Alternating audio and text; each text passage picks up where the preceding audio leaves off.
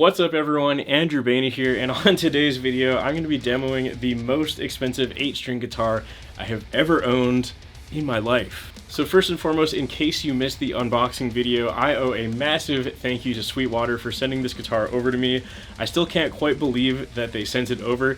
You should definitely go watch the unboxing video for the full story, but basically they sent this guitar and a Strandberg Bowden NX8 to me while I was on tour as backup guitars, which is absolutely ridiculous.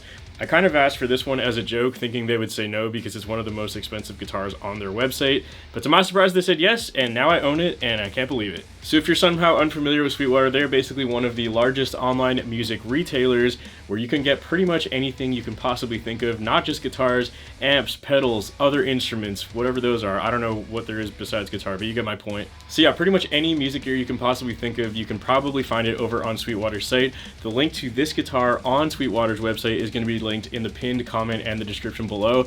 Again, a massive thank you to Sweetwater for sponsoring this video and sending me over such cool gear. So moving on, if you're unfamiliar with my channel, what I like to do first and foremost is show you what a guitar sounds like in a full demo mix. Then we're going to come back, talk about the specs and features of this instrument. Then I'm going to show you some soloed tone clips using a rhythm tone, a clean tone, and a lead tone, going through a few of the different features on this guitar because there is a lot to go through. And then last but not least, of course, giving my thoughts and opinions on this beautiful Majesty guitar. So with all that being said, this is how the Ernie Ball Music Man Majesty 8-string in Okolani Blue sounds like in a full demo mix. I have it tuned down to drop D sharp 0, so it is basically half a step down from a regular 8-string tuning, and then the lowest string is dropped to a D sharp, and I'm going to be playing a portion of a song called The Offering by Sleep Token. This is how it sounds.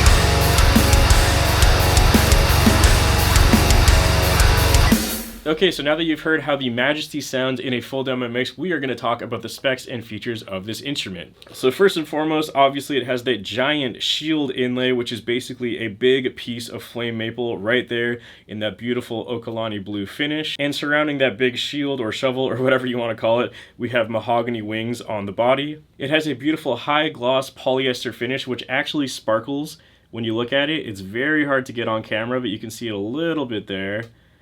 Yeah, there you go.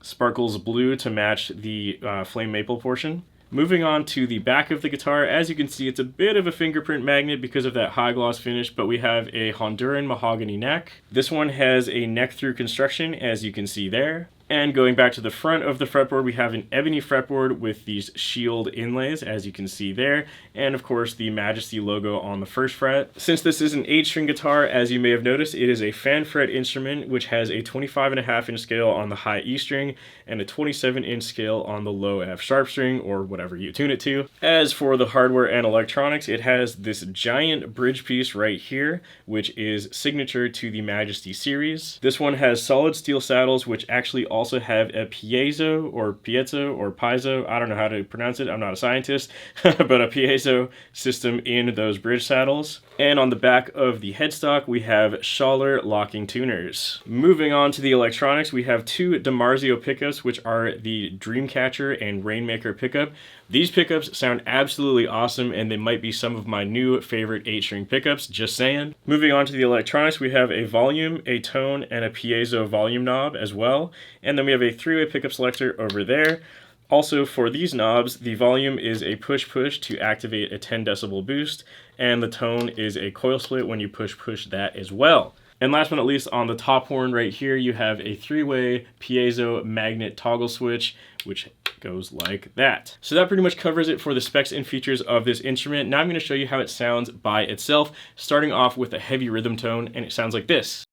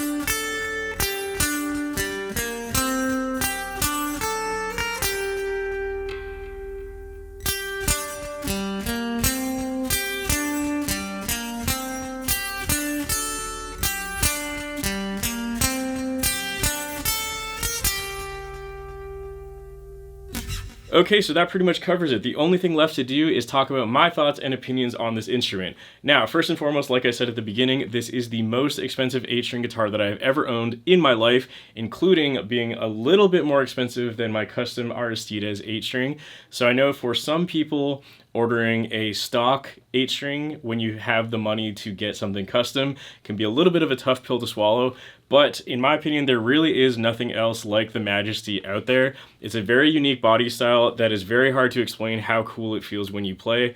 All of the curves and angles of this guitar just match your body perfectly, and I am a huge fan of this body shape. I know it's a very much a love-hate thing. A lot of people really don't like how this guitar looks, but I personally love it. And again, if you love how it looks, there's pretty much no other way to get one, especially as an 8-string. Like I briefly mentioned earlier as well, I had never tried these particular DiMarzio pickups because I think they might be exclusive to this guitar. I was really blown away with how good they sound. Another thing I was surprised by was actually how awesome the piezo system is. It's something that I really didn't think I would ever use or need because I just don't play clean tones that much, but it was a lot of fun to get to know, and I think that it does sound really cool how close it can sound to an acoustic guitar when engaged. The finish on this guitar is absolutely perfect as well. Obviously that beautiful blue finish on the flame maple, as well as those sparkles in the black parts of the guitar. I really wasn't expecting those to be there because you can't really see them in pictures, or probably can barely see them in the video, but in person it is very noticeable and it looks absolutely amazing. I'm not much of a shredder, but the fret accessibility on this guitar is absolutely insane, and if you are a lead player, then this is ridiculous as well. Everything about it feels really solid. The bridge feels amazing. The tuners obviously hold tuning as you would expect. And yeah, there's really pretty much no complaints about this guitar that I can possibly think of. If I was being very nitpicky, the only thing I'll mention, which I mention every time this happens, is I personally don't like gloss necks or gloss finishes on the back of necks of guitars. So I would have loved for this part to be satin personally. It also would get rid of all those extra fingerprints, but that's a personal preference. I know some people really don't care one way or the other. I just personally find that gloss does feel a little bit sticky if you sweat a little bit, whereas satin stays nice and smooth. So that's always my preference, but that's not really anything to do with the guitar manufacturing process or it being wrong. It's just a personal preference. Other than that, literally everything about this guitar is perfect. I can completely understand why the price tag is so high, and for that price tag, you should expect perfection because it is very expensive at $4,200. And I think that this holds up to what you would expect or envision when you're paying that much money. So that pretty much covers it for my thoughts and opinions on this guitar, and also brings this video to a close. Again, a massive thank you to Sweetwater for sending this guitar over to me. I literally cannot believe that they agreed to this, especially for me, because all I do is play caveman riffs on the bottom 4 strings, but hey, I'm not complaining. So again, if you want to learn more about this guitar, or perhaps purchase one for yourself, or pretty much any other music gear you can think of, go check out that link in the description and the pinned comment below to Sweetwater. And of course, last but not least, a massive thank you to all my Patreon members whose names are on the screen at this point in time. If you're interested in audio downloads, guitar tabs, stems, or a shout out on the screen, you can find all of that over on my Patreon page. That's all I gotta say. Thank you for watching, and I'll see you next time.